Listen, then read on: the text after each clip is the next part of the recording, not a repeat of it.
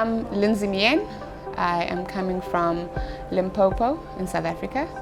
I did my undergrad engineering, chemical engineering at the University of Cape Town. I'm currently studying my MBA at the University of Cape Town as well. My name is Mogorosi. I am 34, going on 28. I grew up in Rustenburg, did my schooling there as well as my high school, and then I moved to the University of Cape Town for my undergrad and did my master's in chemistry at the University of Witwatersrand. I wanted to transition into a more management role, but I realized my toolbox has only got engineering stuff in there.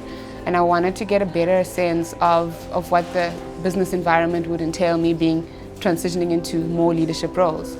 However, right now it's a slightly different reason. I think I recognized and realized how many doors it would open for me. Like within a week I was like, this is it, I'm definitely doing this. The reason I have now for staying is completely different to that. I've even changed roles actually, so the main reason why I started the MBA for that particular role, it didn't fit any longer when I went back into modular.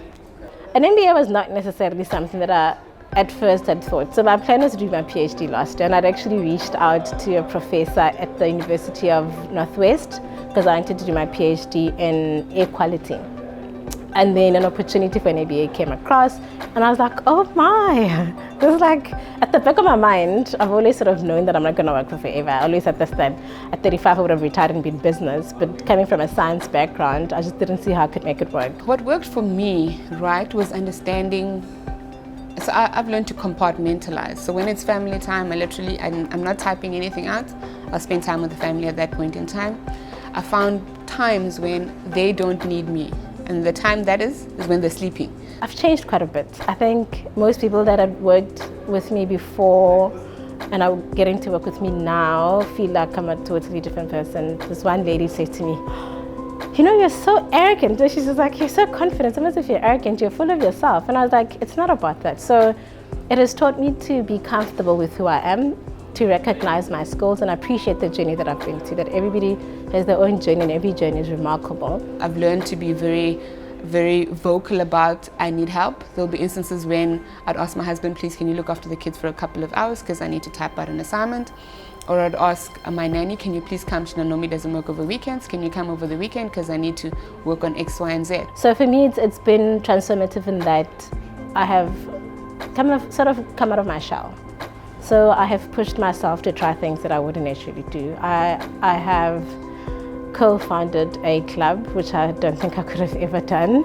I have approached people that I never thought I'd approach. The biggest thing about it was I realized my job, the way it's set up currently, does not allow for a person who's got an MBA to get back in there comfortably. And maybe it's not just an MBA, it's maybe the UCT MBA, because you actually go into a lot of changing yourself and actually trying to understand yourself a lot better and trying to be a little bit more vocal around things that you are comfortable with, understanding your values and understanding the values of organizations you go into and whether those values are aligned, etc. I never used to be very social. I'm kind of an introvert, nobody believes it.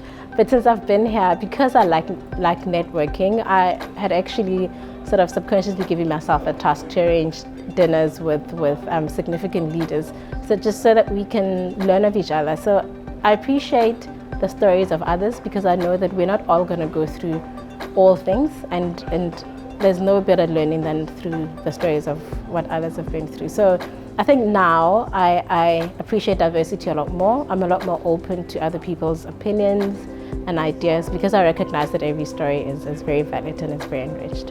And the faculty have got a way of allowing us into a learning environment where we're actually learning a lot more from each other, and we're able to bring up our own views and challenge the lecturer. So if the lecturer said this and you're like, but I've got a different view, I don't agree with this, and then it opens a conversation for everyone to get involved in it.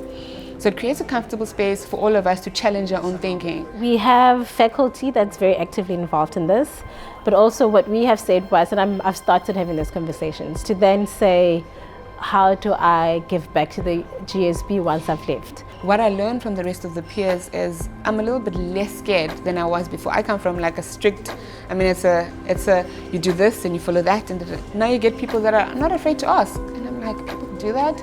And people are a lot more gutsier and a lot more, so that's what I learned quite a lot from it.